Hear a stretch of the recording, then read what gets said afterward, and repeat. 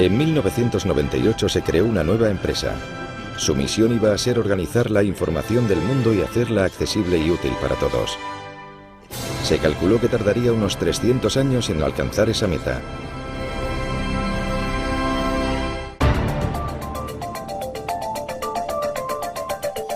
Dentro de Google. Las empresas de éxito empiezan con metas ambiciosas. Y no cabe duda de que la meta de Google de organizar toda la información del mundo de manera útil era ambiciosa. Y comenzamos con Internet. Pero nuestra visión va más allá de Internet. Nosotros lo vemos abarcando toda nuestra comunicación, la forma de pensar, porque hay mucha información. Google puede haber comenzado como un simple motor de búsqueda, pero hoy día con aplicaciones como Android, Chrome, Wave, Picasa, Google Apps, YouTube, Google Ocean y ahora su propio teléfono móvil, se ha convertido en el corazón de Internet. Este tsunami tecnológico se vierte casi cada día desde los equipos de desarrollo de todo el mundo.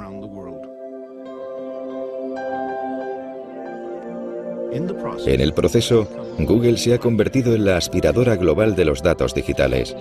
Se calcula que maneja 20 petabytes de datos al día, el equivalente a 130.000 millones de fotos o 5.000 millones de canciones en un iPod.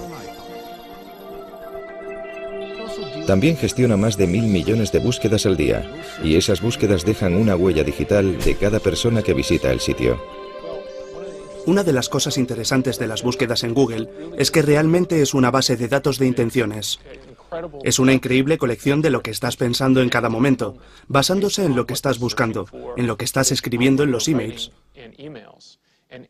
Y cualquier institución con acceso a este tipo de información puede tener poder sobre ti o tener un efecto negativo potencial sobre ti.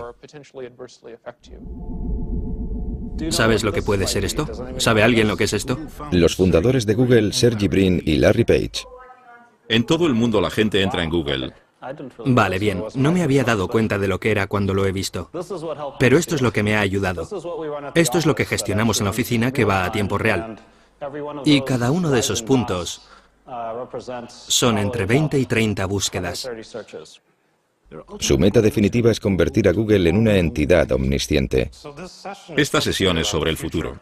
Así que voy a hablar un poco sobre el tema. Y para cumplir con la misión de crear el motor de búsqueda perfecto, hay que ser inteligente. De hecho, ese motor de búsqueda será inteligencia artificial. Eso es en lo que estamos trabajando.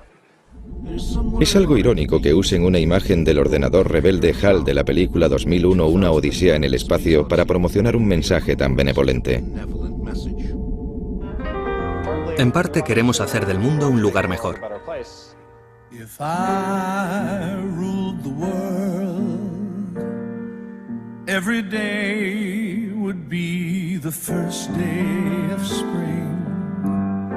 En solo 10 años, Google se ha convertido en una de las mayores y más atípicas empresas de Silicon Valley. En ese tiempo ha cultivado la imagen de ser una presencia masiva pero benigna, si bien esa percepción pública está cambiando. Cuando Google comenzó a escanear y digitalizar millones de libros, diversos autores y editores, en lugar de alegrarse, iniciaron una serie de demandas por la violación de derechos de autor. Poco después de que se lanzara Google Noticias, Google se convirtió en el objetivo de una condena por parte de los medios impresos, que lo acusaron de eliminar sus ingresos publicitarios y de ser responsable del desplome de los ingresos editoriales. O con la página YouTube, propiedad de Google, la industria de la música y la televisión vio un competidor muy peligroso que minaba sus métodos tradicionales para hacer dinero. Y cuando Google comenzó a fotografiar las calles, los defensores de la privacidad pusieron el grito en el cielo. Sea cual sea la forma en que se expanda Google, siempre parece estar acompañado de caos y descontento. Y cuando la polémica surge, Google recurre al lema corporativo nacido de la aversión de uno de los primeros empleados de Google a la jerga corporativa. Yo venía de Intel y tenía la idea metida en la cabeza de que no quería trabajar en empresas grandes. Me interesaba algo un poco más provocativo, algo más interesante, algo que causara controversia. Y allí sentado en la reunión estaba intentando pensar en algo interesante y lo que me vino a la cabeza fue simplemente no seas malvado. Cuando llegué pensé que era una broma. Pensé que era una historia de marketing interno de la empresa y un día estaba sentado en la sala, nunca lo olvidaré, Estábamos hablando de publicidad y uno de los ingenieros, Ron, dio un puñetazo en la mesa y dijo, «Eso es ser malvado». Y de repente se hizo el silencio. Era como si todo el mundo hubiera saltado por la mesa y se hubiera escondido debajo. Y de repente centró la conversación en si este cambio en concreto era positivo o negativo para los clientes. Y acabamos no implantándolo por esa razón. No es un mal lema, pero está mal planteado, porque es cada vez más difícil decir que uno no es malvado al pensar en el alcance de distintas actividades en las que participan los proveedores de servicios. Ya no se trata solo de búsquedas. El motor de búsquedas Google nació en ese centro de innovación tecnológica que es el Departamento de Informática de la Universidad de Stanford. Larry Page y Sergey Brin se conocieron en la universidad en 1995. Tenían mucho en común. Sus padres eran profesores universitarios y sus madres científicas. Ambos nacieron en 1973. Ambos crecieron con ordenadores y amaban todo lo relacionado con ellos.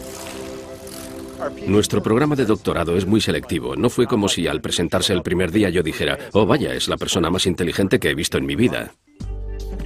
Héctor García Molina era uno de los asesores de Sergey Brin. Trabajaba con él en problemas de extracción de datos. Lo que destacaba de Sergey era su edad. Cuando llegó como estudiante de doctorado tenía 19 años. Eso era lo primero que se te quedaba al verle, que era un chico muy joven, que sabía mucho y era muy inteligente. Sergey Brin, nacido en Rusia, era un prodigio de las matemáticas, amante de la natación y la gimnasia. Larry Page era el inventor que quería cambiar el mundo. En un momento dado, no sé muy bien cuándo, conectaron y empezaron a trabajar juntos en el motor de búsqueda. Crearon el primer motor con piezas de ordenador sueltas, algunas de ellas prestadas del departamento de la universidad. Tras agotar sus ahorros, se les ocurrieron ingeniosas soluciones para sus limitados presupuestos. Y entonces Larry descubrió que podían ahorrar dinero comprando los discos individuales sin las cajas y construyeron su propia máquina obteniendo más almacenamiento por el mismo dinero. Con una estructura hecha con bloques de juguete y la salsa de su algoritmo secreto, al que llamaron Backrap, elaboraron un revolucionario motor de búsqueda. Se veía enseguida que el orden de las páginas era mucho mejor que el que estaba ofreciendo Altavista. A mediados de los 90, Altavista, como casi todos los buscadores, solo buscaba texto, ordenando los resultados según la cantidad de veces que aparecía la palabra clave. El motor de búsqueda de Larry y Sergey era mucho más sofisticado, gracias a un algoritmo matemático que se fijaba en la cantidad de links de entrada y salida de las páginas web. Cuantos más links, mayor era el rango. La primera búsqueda que hice en Google fue tipo de cambio canadiense. Y me dio exactamente la información necesaria relacionada con ese concepto. Y odio usar esta expresión, pero me quedé de piedra por el hecho de que podía encontrar justo lo que quería rápidamente. Creo que se dieron cuenta de que trabajar en este proyecto en el contexto universitario no les daba el alcance y la escala que realmente necesitaban para que funcionara de verdad. Así que dijeron, dejemos de estudiar de momento, creemos la empresa, pongámosla en marcha y luego volvemos y terminamos la investigación. Larry y Sergey se preparaban para abandonar Stanford y crear su empresa que para entonces ya habían registrado como Google, un término matemático mal deletreado que equivale al número 1 elevado a 100. Mientras, seguían asistiendo a clases de informática. Y presentaron unos trabajos que habían hecho sobre el motor de búsqueda y, claro, dado mi interés, quise formar parte de ello. Google obtuvo su primer empleado, Craig Silverstein, otro estudiante de doctorado.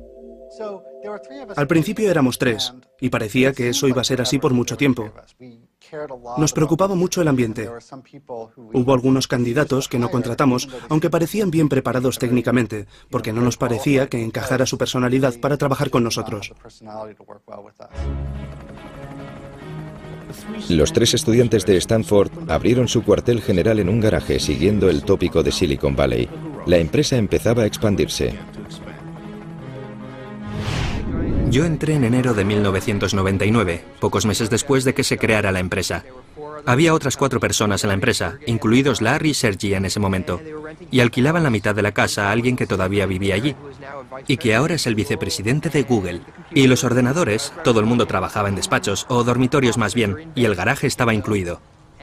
Y creo que ahí teníamos la impresora, y una mesa de ping-pong. Pero no toda la empresa estaba en el garaje. Claro que trabajábamos en el garaje. Yo me aseguré de que así fuera. Era un día al mes o quizá 2 días al mes.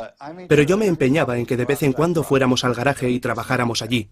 Yo quería poder decirle a la gente en un futuro que habíamos empezado en un garaje. Así que quiero que conste que empezamos en un garaje. Solo que el garaje lindaba con una casa que tenía habitaciones. Cuando Google creció demasiado para el garaje, se trasladó su cuartel general a un espacio de oficinas normal en el centro de Palo Alto. En esa época estábamos en Palo Alto. Era como una ciudad-restaurante. Mi meta era ir a uno distinto cada noche. Cenábamos por ahí casi siempre. Y lo cierto es que también comíamos al mediodía fuera. La empresa se expandía rápidamente y pronto se trasladaron de nuevo, pero esta vez tenían menos restaurantes alrededor. Larry y Sergey decidieron que sería más eficaz y rentable tener su propia cocina con su propio chef. El elegido tenía un currículum en el que constaba haber sido el cocinero del grupo Grateful Dead. Al principio me ofrecieron acciones. Yo estaba muy reacio. Hablé con mi padre del tema. Oye, papá, hay unos tipos que quieren que les dé dinero por acciones. Una empresa privada. Y me dijo, es un timo, no les creas. No les des ni un céntimo. Al contrario que otros motores de búsqueda, la página de inicio de Google era limpia y eficaz, sin molestos anuncios de publicidad. Larry Page y Sergey Brin vieron cómo su motor de búsqueda Google se hacía más y más popular, pero todavía no estaba dando dinero real, y no tenían un plan de negocios viable para que Google empezara a dar beneficios. Nuestros fundadores decidieron que íbamos a aguantar todo lo posible sin meter publicidad, pero creo que la idea brillante llegó cuando pensaron, ¿por qué no tenemos anuncios que sean simplemente texto y que no tengan imágenes móviles ni nada que distraiga? Basándose en la búsqueda, Google proporcionaría anuncios sencillos para que la gente hiciera clic sobre ellos. En octubre de 2000, Google se embarcó en un nuevo negocio, la publicidad online. Casi inmediatamente, el dinero de la publicidad comenzó a entrar a raudales, y la presión creció sobre Larry y Sergey por parte de sus inversores capitalistas. Querían un presidente experimentado que dirigiera la empresa. Larry y Sergey escogieron a un experimentado veterano del mundo tecnológico, Eric Smith. Había dirigido con éxito a la marca de software Novell y antes de eso había estado en Sun Microsystems. Pero quizá lo más importante para los fundadores era que compartía el perfil de ingeniero informático comprometido con una ambición empresarial. Google ha optado por la postura de que la creatividad se da en los empresarios individuales dentro de la empresa. A menudo tienen una idea, pero no tienen tiempo para desarrollarla. Así que inventamos un concepto llamado 20% de tiempo. Y el personal técnico de la empresa le animamos a que pase el 20% de su tiempo profesional con cosas que le parezcan interesantes a ellos, no a nosotros. El empleado número 23, Paul Bacate, creador del lema "No seas malvado", fue también el ingeniero que en un solo día inventó Gmail, un programa de correo electrónico interno para usuarios de Google. Había muchas objeciones para crear Gmail, pero una de las principales es que con el correo electrónico no se podía hacer dinero. Pero había una idea por ahí que decía que quizás podríamos hacer publicidad personalizada. Por ejemplo, si te llega un mail sobre un viaje para esquiar, te salgan anuncios sobre equipos de esquí o guantes o algo relacionado. Decidió intentar escribir algo de código para ver si era posible que los ordenadores de Google escanearan los mensajes de Gmail y mostraran anuncios adecuados. Cuando llegué al día siguiente, la gente estaba muy exaltada con el tema. No todos para bien. Algunos lo consideraban una idea terrible. Lo que recuerdo de las reuniones, que fueron hace más de un año, es el constante debate sobre las características, si este tipo de publicidad funcionaría y todo eso. Al final decidimos intentarlo. Y de hecho, cuando lanzamos Gmail el 1 de abril, fue considerado en gran parte como una broma. La introducción de los anuncios personalizados de Gmail en 2004 demostraron no ser un añadido más a la creciente línea de negocios de Google. Google se había convertido en una máquina de hacer dinero con la publicidad. Cuando hablamos de publicidad, la oferta pública inicial de Google ha recibido más publicidad que cualquier otra en la historia. Cuando Google se preparaba para su oferta pública inicial de acciones, tuvo que revelar un secreto bien guardado, que tenía unos ingresos y beneficios muy considerables. Aquello cogió por sorpresa a los expertos en inversión y convirtió las acciones de Google en un bien muy preciado. Así, el 19 de agosto de 2004, el primer día de las acciones de Google en el mercado, se crearon cientos de millonarios. Aquellos primeros inversores y primeros empleados de Google habían dado con el lingote de oro. Para la gente que se mete en una empresa por el dinero, la OPA es muy importante. Cualquier estrategia de salida, que te compre otra persona, tener una oferta pública, lo que sea, es algo importante y hace que te replantees la vida porque has cumplido tu sueño. Me va bien. Estoy tranquilo. Soy lo que mucha gente consideraría rico. Me considero rico. Larry y Sergey estaban más allá de la riqueza. En apenas 6 años se convirtieron en multimillonarios. Su empresa, Google, se había convertido en uno de los mayores motores de búsqueda del mundo. Incluso había entrado en diccionarios como verbo. Google como herramienta tecnológica se había convertido en parte de la cultura popular. Y la percepción de los jóvenes de que la empresa era una mezcla de residencia universitaria con un paraíso friki hacía que recibieran más de 1 millón de solicitudes de trabajo al año. Vienes a Google y por primera vez te da la sensación real de que la gente sabe lo que hace y que saben más que yo. ¿Qué se siente al ser uno de los pocos elegidos para ser parte de Google?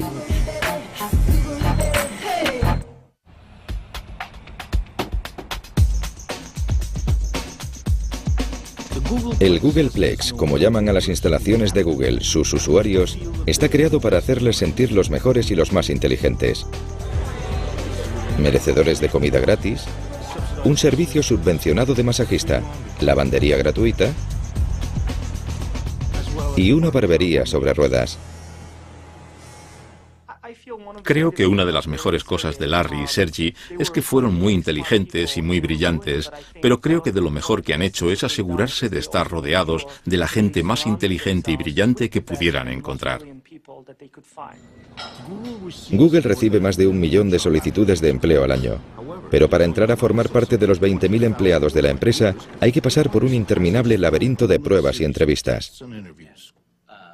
Regin Seth, otro licenciado en informática de Stanford, había trabajado en empresas de alta tecnología antes de intentarlo en Google. Creo que me hicieron alrededor de 10 y 15 entrevistas, y la última fue por fin con Larry. Así que un día vine y me senté en el despacho de Larry Page para tener una entrevista con él. Y me preguntó cosas difíciles. Yo no sabía cómo me había salido, pero al parecer le gusté lo bastante como para que me ofreciera un puesto. Entre los empleados más valorados de Google, justo por debajo de los ingenieros informáticos, están los APM, o Managers de Producto Asociados. En gran medida, Google contrata a asociados como yo, recién licenciados, para poder inculcarles de alguna manera, como a mí, la forma en la que Google quiere que se comporten. La mayoría son jóvenes, recién licenciados con un expediente académico increíble y se les da una gran cantidad de responsabilidad y autoridad nada más empezar su carrera. No estamos dando mucha prioridad a eso ahora mismo, porque no pensamos que vaya a poder sustituir a la página de inicio desde el primer día. En la cosecha más reciente de APMs hay un canadiense, Jeff Harris. El trabajo que estoy haciendo es de manager de producto asociado, diseñado para gente con una formación técnica, pero que en el día a día no tiene por qué trabajar con código. Mi trabajo al final es comunicarme con los ingenieros que sí trabajan con código constantemente y asegurarme de que todos ellos estén trabajando para el mismo fin. Acabo de cumplir los 22. Creo que la mayor sorpresa al trabajar en Google es ver lo abierto que es respecto a todo lo que hacemos. Puedo mirar en nuestra web interna y ver detalles de todos los proyectos, algo genial desde el punto de vista organizativo. Puede que Google sea transparente internamente, pero como muchas otras compañías técnicas de Silicon Valley, es muy sensible sobre lo que pueden informar los extraños. Tanto el código en las pantallas de los ordenadores como los garabatos de las pizarras que parecen estar por todas partes. Creemos que hay que tener pizarras por todas partes, porque eso fomenta la creatividad. Puedes dibujar cosas, comunicar ideas y trabajar con otras personas en esa idea. ¿Se puede publicar en programación el lanzamiento al mismo tiempo o...? Sí. Muchas veces la gente saca el teléfono, hace una foto de la pizarra y la envía por email. Eso acaba siendo parte de las notas de una reunión. Además de las pizarras y la comida gratis por todas partes, otra característica de las oficinas de Google es la ausencia de papel. Nosotros trabajamos en gran medida sin papel. Una de las cosas que hacemos aquí es dar portátiles a los empleados para que se los lleven a las reuniones. Las notas se toman electrónicamente para poder compartirlas automáticamente con la gente.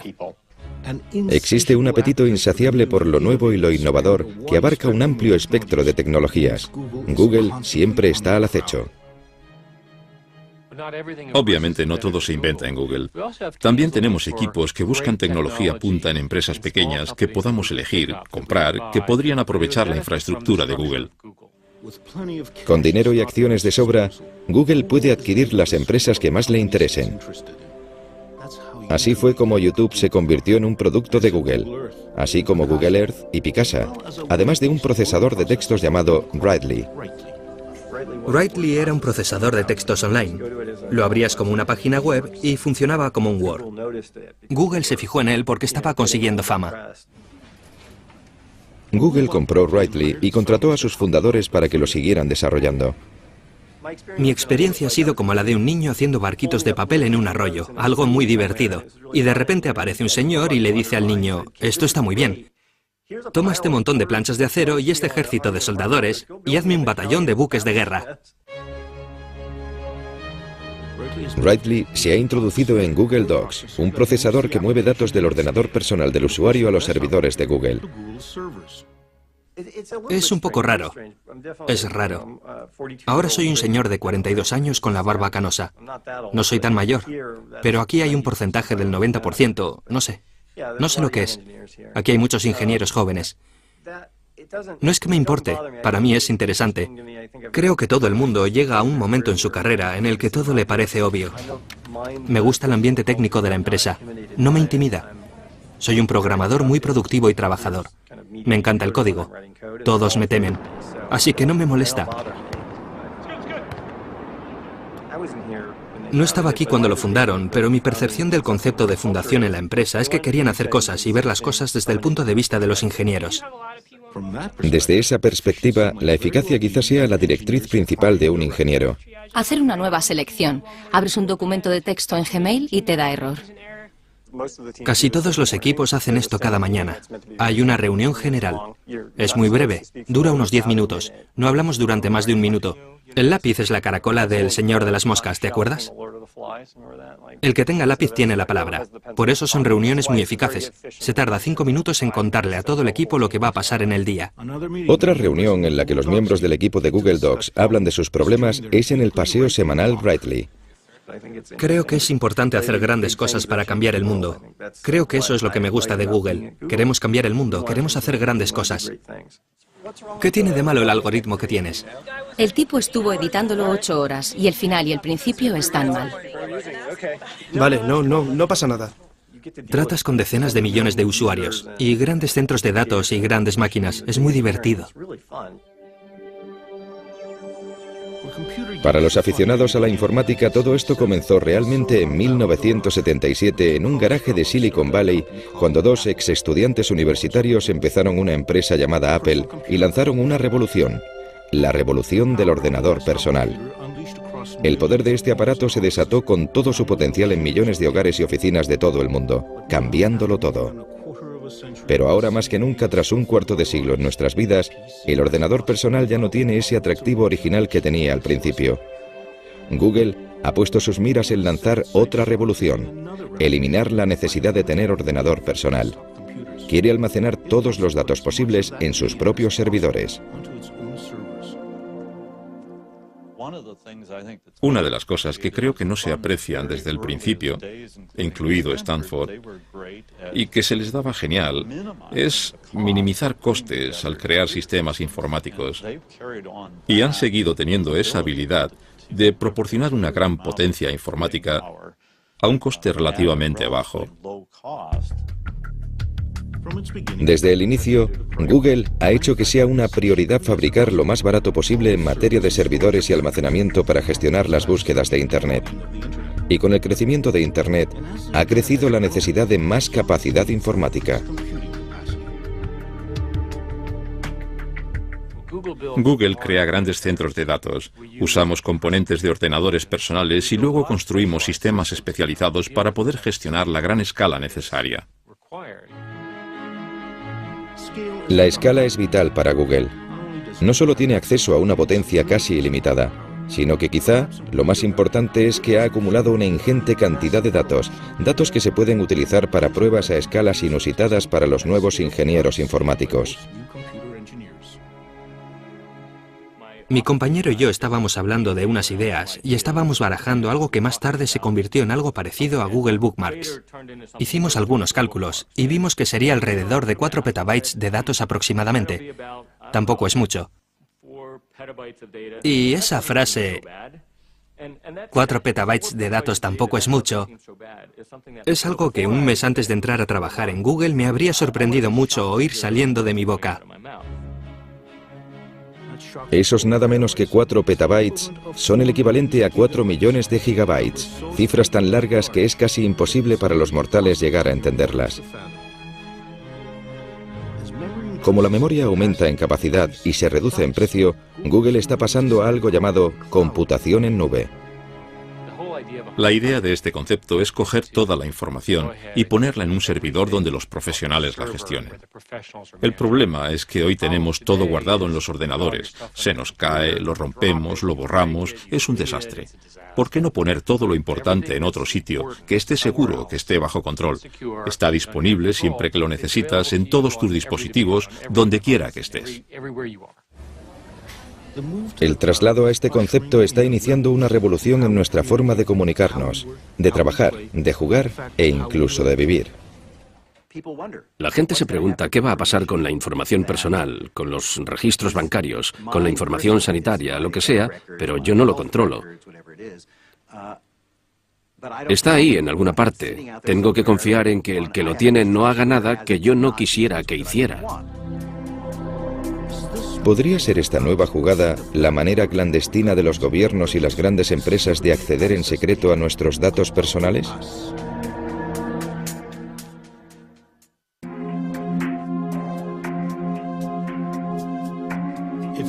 Si todos los datos digitales de todas las personas se almacenan en nubes, ¿dónde están estas nubes?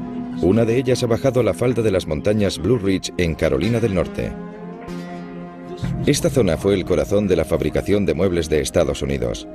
Pero en los 90, la mano de obra barata del extranjero acabó con el empleo, dejando una economía devastada y un gran exceso de electricidad. Y resulta que los centros de datos informáticos son voraces consumidores de electricidad para poder alimentar a los servidores y enfriar las grandes cantidades de agua necesarias para la refrigeración. La ciudad de Lenoir tenía de sobra de ambas cosas, y a finales de 2005 Google llegó, pero llegó camuflado y en secreto. Desde la perspectiva de Google, al menos como yo lo veo, era que la carrera para construir estos centros de datos era tan intensa y la información, al menos para ellos, tan confidencial, que no querían que sus competidores se enteraran de lo que estaban haciendo. TJ Rohr es abogado y miembro del Consejo Municipal de Lenoir City. Él participó activamente en las negociaciones a puerta cerrada con Google. Nos daban datos que no podíamos contarle a nadie. Google tiene una actitud de o lo tomas o lo dejas. Estas son nuestras condiciones, si las quieres bien y si no, nada. Los desesperados funcionarios locales y estatales estaban ansiosos por llegar a un acuerdo que trajera a Google a este devastado condado. Le ofrecieron a Google una exención fiscal de 30 años en propiedades y equipo. En un periodo de 30 años, se calculaba que eran como $165 millones. De estos almacenes digitales que cuestan unos 600 millones de dólares cada uno, fluye un río de datos. Aquí están los correos electrónicos, las fotos, la música, los vídeos, los mapas y las búsquedas que han hecho de Google el gran recolector de información. Google no quiere divulgar cuántas granjas de servidores tiene por todo el mundo, pero se rumorea que hay alrededor de 30, todas conectadas digitalmente y firmemente plantadas en tierra. Pero eso podría cambiar. Google ha enviado la patente para crear centros de datos en alta mar. Alimentados con las últimas tecnologías en control de energía de olas, los servidores de Google estarían en barcazas. La expectativa es que los servidores marinos sean mucho más baratos de mantener, ya que desde luego no habría que pagar impuestos de propiedad inmobiliaria. Todavía queda por desarrollar el modelo, pero Google es una corporación a la que le gusta ir rápido en lo que respecta a la tecnología punta. No obstante, se tomaron su tiempo para abrir las oficinas en China. El crecimiento del uso de Internet en China es increíble. En 2009 los usuarios de Internet eran más numerosos que toda la población de Estados Unidos.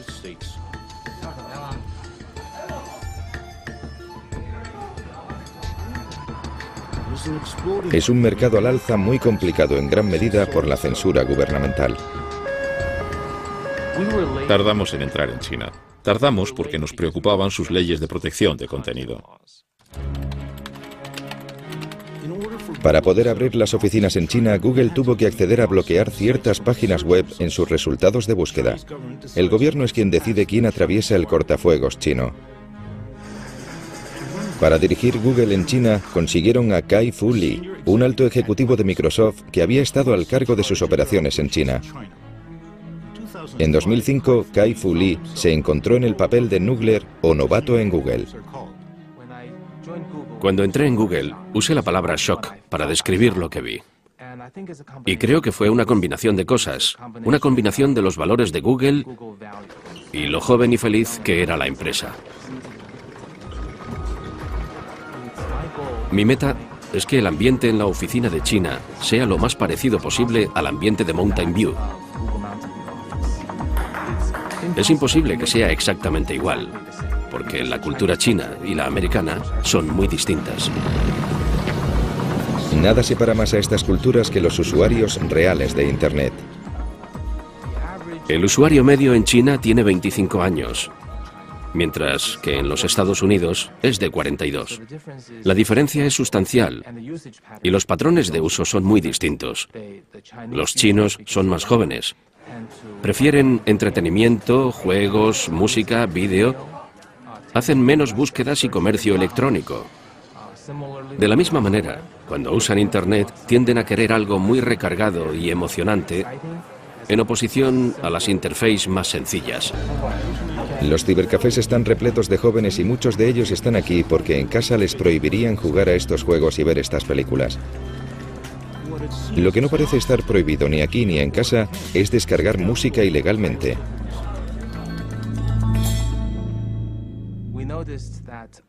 Nos hemos fijado en que la mayoría de los chinos en Internet descargan música pirata o sin licencia con otros motores de búsqueda.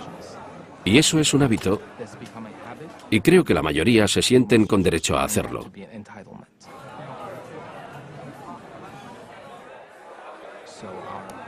Nuestros esfuerzos por crear un pago por descarga o un servicio de suscripción acabaron con una conclusión clara: no íbamos a conseguirlo.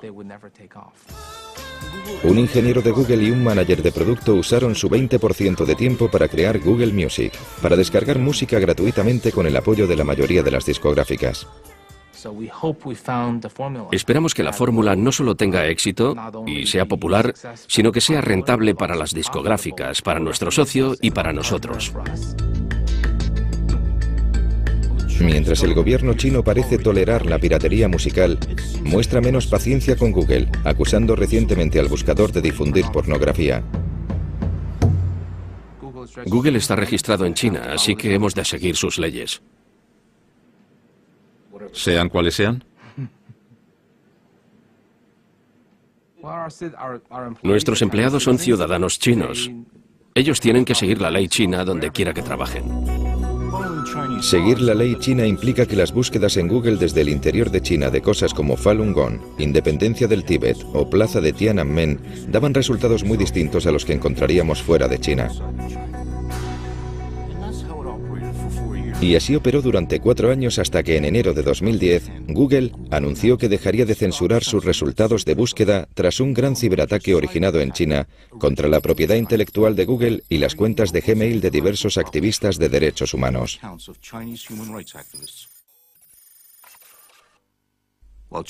China insiste en que su ley ha de obedecerse, pero Google advirtió que si las discusiones con el gobierno chino para operar un buscador sin filtros no daban frutos, la empresa cerraría su sede en China.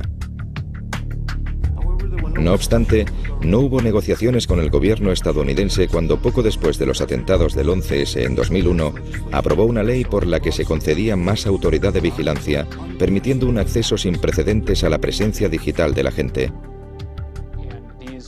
Y estos poderes son muy amplios ahora mismo. Van desde obtener el acceso a los informes crediticios sobre personas hasta acceder a sus datos de comunicación. A más en general, poder enviar una carta a cualquier poseedor de datos y exigirle que revele toda la información sobre determinada persona sin comunicárselo a ella, sin decírselo a nadie.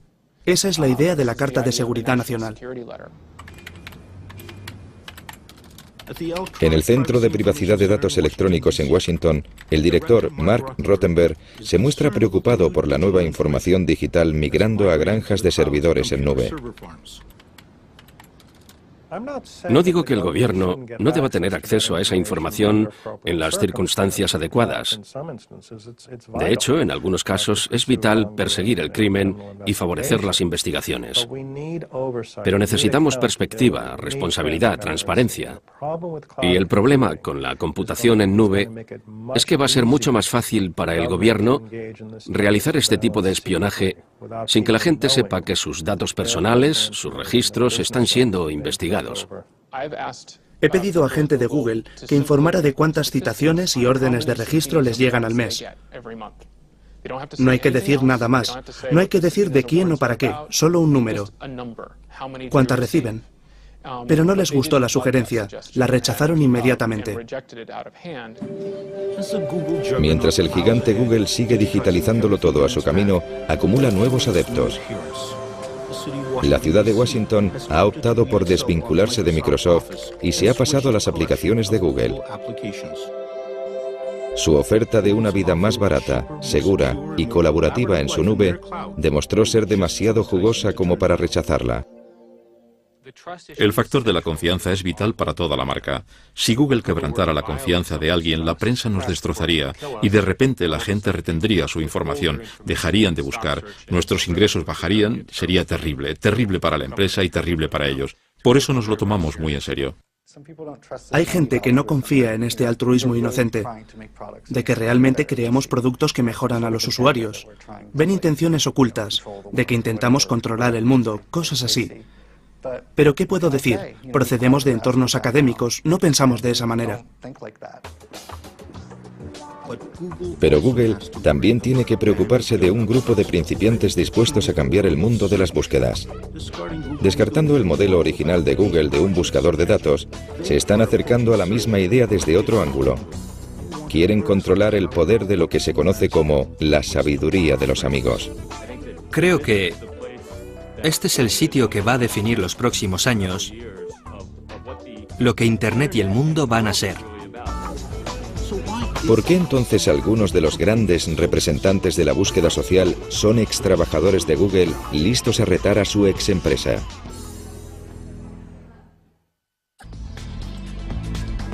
Con casi 20.000 empleados por todo el mundo, Google comienza a ver a algunos de sus primeros trabajadores marcharse a lo que ellos ven como la siguiente etapa. En un barrio obrero de San Francisco, una empresa nueva de Internet tiene abundante ADN de Google. Varios de sus fundadores son extrabajadores de la empresa, pero su compañía Adbart quiere ir más allá de Google y transformar la búsqueda en sí. Nos gusta llamarlo búsqueda social. Es la idea de que estás buscando a la persona adecuada en cada momento. Y no es que quieras saber su biografía, es que quieres interactuar con ellos. Porque ellos saben algo que te puede ayudar en cada momento. A veces no está escrito como tal en una página web, pero alguien en alguna parte sabe la respuesta. Y todos tenemos redes sociales. Aardvark es simplemente una herramienta que te permite utilizarlas. No lejos de allí, en un centro industrial en Silicon Valley, hay otra empresa de redes sociales con su propia e impresionante lista de ex-Googles que incluye a Paul Bucket, el hombre que acuñó quizá atinadamente el famoso lema de Google, "No seas malvado". Su pequeña empresa llamada FriendFeed está desarrollando un servicio de redes sociales que comparte y guarda lo que los amigos escuchan, leen y comentan en Internet. Ninguno sabemos lo que va a pasar, pero en muchos aspectos eso es lo divertido de crear una empresa. En una gran empresa puedo predecir fácilmente lo que va a pasar al año que viene, pero al crear una empresa no sabes lo que va a pasar mañana. El año que viene podría ser un gran éxito o un gran fracaso. Google ha estado observando a FriendFeed para una posible adquisición, pero antes de que FriendFeed llegara a su segundo año, fue engullida por una red social llamada Facebook. Se cree que por $50 millones. Facebook, fundada por un exalumno de Harvard en 2004, ha experimentado un crecimiento explosivo y representa un gran reto para Google. Asimismo, atrae a un sorprendente número de ex-Googles. Creo que irme de Google y optar por venir a Facebook demuestra lo convencido que estoy de la importancia de la misión de Facebook.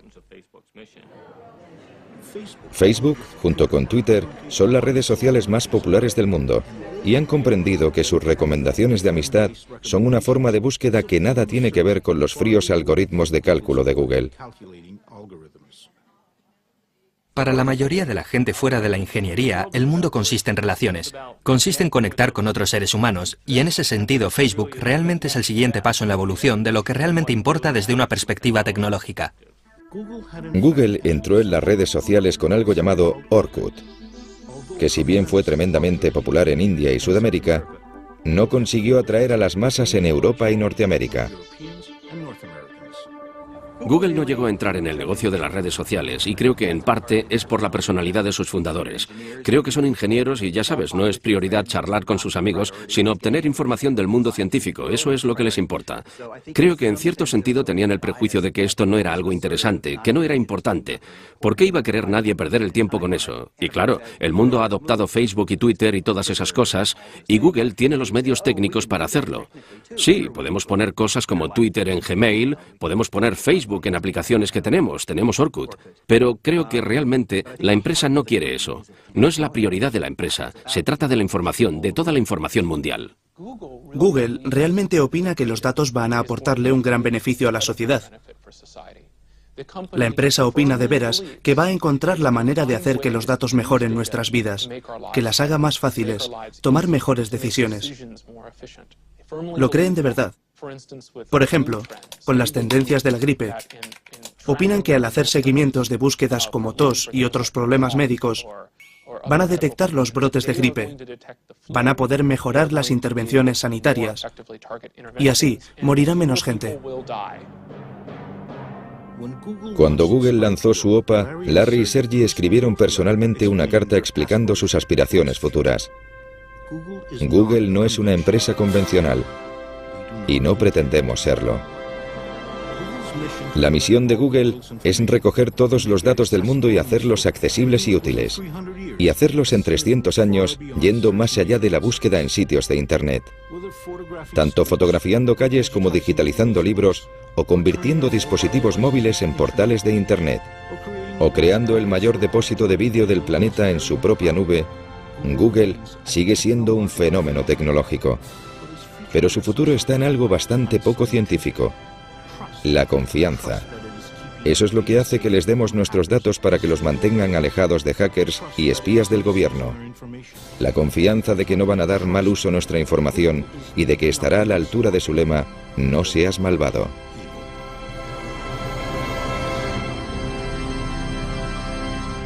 En febrero de 2010, la empresa de red social Aardvark fue adquirida por Google por $50 millones. If I ruled the world, there'd be happiness past that no man could end.